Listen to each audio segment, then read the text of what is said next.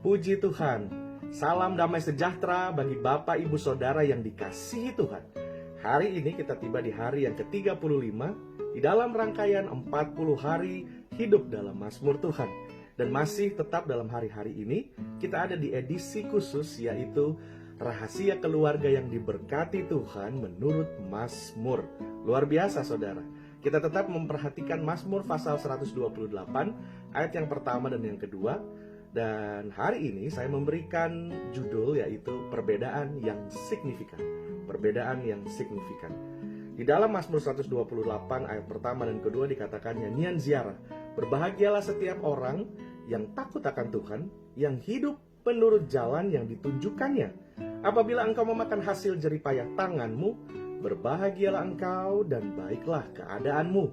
Saudara, dari sini kita melihat dan saya mau mengajak saudara menangkap sesuatu, yaitu dikatakan yang hidup menurut jalan yang ditunjukkannya, yang hidup. Dan ayat yang kedua, yang memakan hasil jeripayah tanganmu. Dari kedua pernyataan dalam ayat tersebut, kita bisa melihat ada sebuah perbuatan yang aktif. Ada sebuah perbuatan yang aktif yang dilakukan orang yang diberkati Tuhan. Ada sebuah perbuatan yang aktif. Nah saudara yang dikasih Tuhan, ada sebuah sikap yang aktif. Nah saudara yang dikasih Tuhan, bahwa di dalam keluarga orang tua dan anak-anak, kita menyadari ada perbedaan-perbedaan. Nah saudara, kita mungkin bisa tinggal di tempat perumahan yang berbeda dengan orang yang lain. Kita mungkin bisa memakai baju yang berbeda dengan orang yang lain, memakai merek-merek tertentu yang berbeda dengan orang lain. Kita mungkin bisa mengendarai kendaraan yang berbeda dengan orang lain. Dan bahkan kita bisa juga mempunyai ibadah di dalam gereja yang berbeda dengan orang lain. Kita bisa memakai make up, kita bisa memakai apa saja yang mungkin berbeda dengan orang lain, saudara. Karena memang kita mau tampil berbeda. Namun pada saat ini saya mau mengajak saudara melihat bahwa perbedaan-perbedaan yang sifatnya secara fisik sebenarnya bukan itu yang Tuhan inginkan, saudara. Memang hal-hal itu tidak akan membuat kita berdosa selama Tuhan masih menjadi prioritas. Tetapi yang saya ingin ajak saudara melihat bahwa sesungguhnya perbedaan yang signifikan yang menjadi kesukaan bagi Tuhan adalah perbedaan sikap. Perbedaan sikap. Nah inilah yang saya ingin saudara melihat, bahwa kita mungkin bisa pakai atau menggunakan materi barang yang berbeda, bahkan juga pembawaan kita bisa menjadi berbeda. Tetapi yang jauh lebih penting saudara adalah apa yang terjadi di dalam hati kita dan apa yang menjadi sikap kita. Nah, saya ingin saudara melihat Roma pasal 12 ayat 2. Roma pasal 12 ayat 2. Janganlah kamu menjadi serupa dengan dunia ini, tetapi berubahlah oleh pembaharuan budimu, sehingga kamu dapat membedakan mana kehendak Allah, apa yang baik, yang berkenan kepada Allah, dan yang sempurna. Saudara, dikatakan janganlah kamu menjadi serupa. Nah, kadang-kadang saudara, kita dalam hidup ini merasa tergecoh dengan apa yang menjadi tren-tren masa ini. Karena itu saudara, saya mau mengajak saudara, baiklah sikap kita mempunyai sikap yang berbeda. Kita mungkin di dalam gereja, di dalam pelayanan, di dalam keluarga, kita mungkin menggunakan hal-hal yang berbeda dari orang lain dan segala macam. Tetapi harus ada satu saudara, sikap kita tidak boleh seperti orang dunia.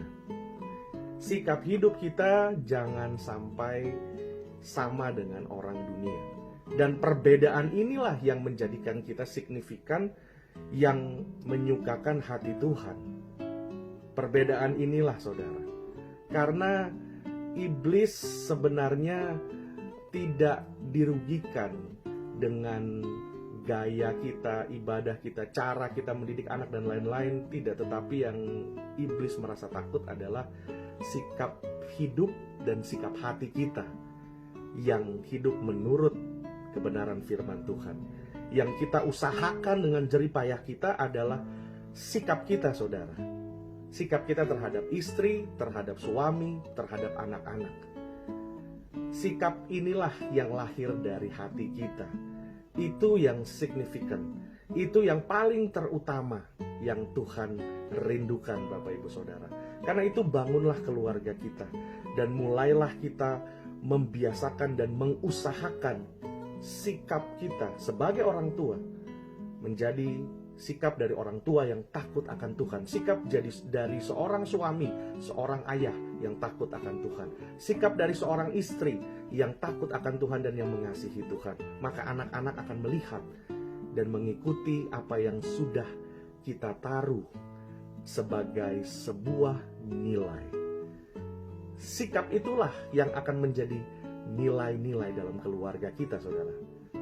Karena nilai bukan didatangkan dari materi yang kita gunakan, dari barang-barang yang kita gunakan.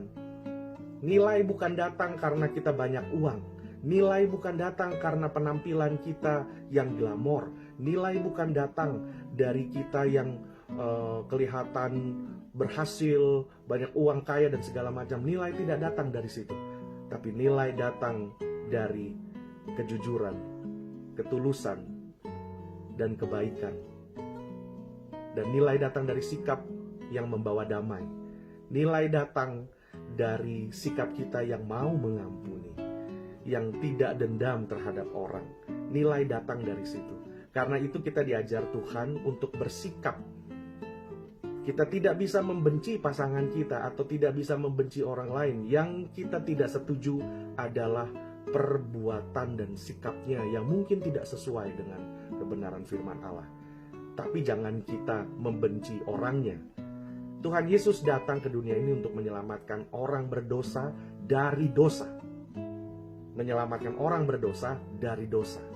Kita mengasihi orangnya, tapi kita tidak setuju dengan perbuatannya, saudara. Dari situlah nilai akan keluar dan lahir di dalam keluarga. Dan dari situlah anak akan menerima dan menjunjung tinggi nilai yang signifikan. Inilah perbedaan yang signifikan dari keluarga-keluarga yang ada di dunia ini, saudara. Dan doa saya, biarlah kebenaran firman Tuhan ini menolong saudara untuk mulai mengusahakan jerih payah kita untuk bersikap keluar dari hati kita. Sikap hidup yang keluar dari sikap hati kita yang seturut dengan kebenaran firman Tuhan. Itulah nilai yang sesungguhnya. Kiranya Tuhan Yesus memberkati kita di dalam saat-saat yang penuh tantangan seperti ini. Tuhan Yesus memberkati. Haleluya.